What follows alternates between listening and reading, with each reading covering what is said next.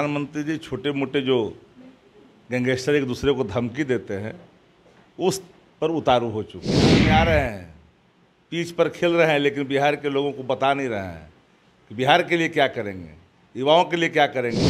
जब उमड़ेगी तो सैलाब में, जन सैलाब में भाजपा लिलती हुई दिखाई पड़ेगी। कहाँ जन सैलाब उमड़ जाएगा? कह रहे हैं एक लाइन, झारखंड में तो उठा लेंगे। तो एक लाइन में कहा ना कि भूल मत करनी चाहिए। कोई भी अगर समझता है कानून से हम ऊपर हैं, संविधान से ऊपर हैं, तो इस देश के लोकतंत्र में इतनी ताकत है ना। सुनने का तो सुनते रहिएगा। 4 तारीख के बाद बिहार की जनता को मुजरा सुनाने आए हैं। जनता पार्टी के लिए एक सीट भी ना खुले खाता, लेकिन 25 पार में कहीं दूर दूर तक कोई किसी प्रकार का शंका नहीं है। और देश भर में इंडिया गठबंधन 300 पार। इसके प्रधानमंत्री नरेंद्र मोदी ने कल कहा है कि इंडिया अलायंस के लोग वोट बचाने के लिए मुजरा भी करेंगे और तेजस्वी यादव को जेल में डालेंगे। ये बात जो है वो कल देश के प्रधानमंत्री नरेंद्र मोदी की तरफ से कहा गया। बात करेंगे, हमारे साथ है आरजेडी के मुख्य प्रवक्ता शक्ति सिंह यादव है, उनसे कि आखिरकार क्या कुछ कहना है इस मामले पर, जिस प्रकार से मुजरे की बात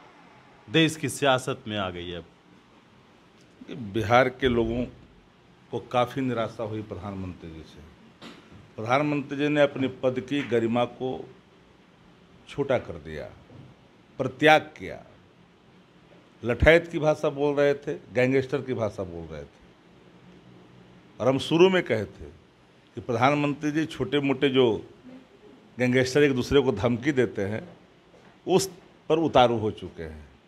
हद तो तब हो गया कि संसदीय इतिहास में कोई ऐसा प्रधानमंत्री नहीं हुआ इस देश के अंदर में जो मुजरे की बात की। पता नहीं कालांतर में, अतीत में क्या शौक रहा है उनका, वो जाने। पर इतनी बात तो स्पष्ट है कि मुद्दा से भटका बिहार स्वीकार नहीं करेगा। तेजस्वी यादव जी के जो जन वचन है, चाहे वो किसान का सवाल हो, आम आदमी का सवाल हो, महंगाई का सवाल हो, नौकरी का सवाल हो, महिलाओं को रक्षाबंधन के अवसर पर 1 लाख रुपया देने का सवाल हो, इन सवालों पर खड़े हैं। लेकिन प्रधानमंत्री जी मुजरा में लीन हो गए। तो डर तो आप लोग को होगा ना। प्रधानमंत्री जी को सोचनी चाहिए ना कि मुजरा जैसे शब्द आपके मुख से निकले तो आपके हताशा साफ साफ दिखता है कि आप कितने हताश हो चुके हैं। आप बिहार में आ रहे हैं, पिच पर खेल रहे हैं, लेकिन बिहार के लोगों को बता नहीं रहे हैं कि बिहार के लिए क्या करेंगे, युवाओं के लिए क्या करेंगे। हम तो पहले से कह रहे हैं कि देश के संविधान को खतरा है, महफूज संविधान नहीं है इनके हाथों में। तब तो वो चाहते हैं कि न्यायालय के निर्णय को भी प्रभावित करें, जेल भेज देंगे। बोले तो हैं कि तेजस्वी यादव का जो हेलीकॉप्टर घूम रहे हैं, जैसे ही हेलीकॉप्टर का पंखी रुकेगा जेल का दरवाजा खुल जाएगा। जन सैलाब जब उमड़ेगी तो सैलाब में, जन सैलाब में भाजपा लिलती हुई दिखाई पड़ेगी। कहाँ जन सैलाब उमड़ जाएगा? कह रहे हैं एक लाइन, झारखंड में तो उठा लेंगे। तो एक लाइन में कहा ना कि भूल मत करनी चाहिए। कोई भी अगर समझता है कानून से हम ऊपर हैं, संविधान से ऊपर हैं, तो इस देश के लोकतंत्र में इतनी ताकत है ना। चले थे 400 पार करने, 150 पार भी नहीं कर रहे हैं, 150 पार भी नहीं कर रहे हैं। अब मुजरा सुनते रहिएगा। अगर इतना ही शौक है मुजरा सुनने का तो सुनते रहिएगा। 4 तारीख के बाद बिहार की जनता को मुजरा सुनाने आए हैं आप। वाह, क्या प्रधानमंत्री हैं देश के, जरा भी ख्याल नहीं पद का, गरिमा का। इससे बड़ा दुर्भाग्य क्या होगा। लठैती करिएगा, धमकी दीजिएगा और धमकी बर्दाश्त करेगा बिहार।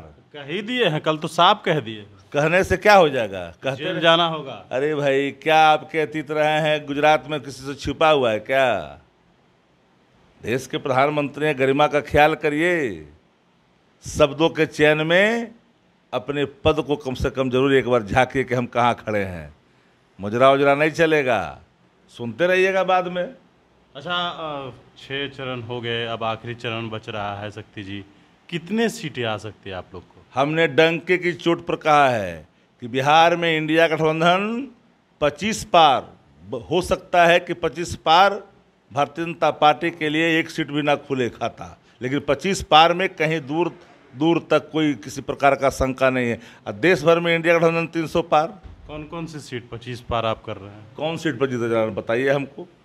इनके बड़े बड़े सुरमा धराशाही हो गए, महाराजगंज धराशाही हो गए, इनके सुरमा मोतिहारी में धराशायी हो गए, इनके सुरमा मधुबनी में धराशायी हो गए, इनके सुरमा अररिया में धराशायी हो गए, इनके सुरमा छपरा में धराशायी हो गए, इनके सुरमा आपको पाटलिपुत्रा में धराशायी हो रहे हैं, इनके सुरमा आपको जाकर के औरंगाबाद में धराशायी हो चुके हैं, इनके सुरमा जो है जहाँ नवादा में धराशायी हो गए। ये कहाँ है भाई? बक्सरों टूट जाए, बक्सरों में धराशायी हो रहे हैं, ये हैं कहाँ?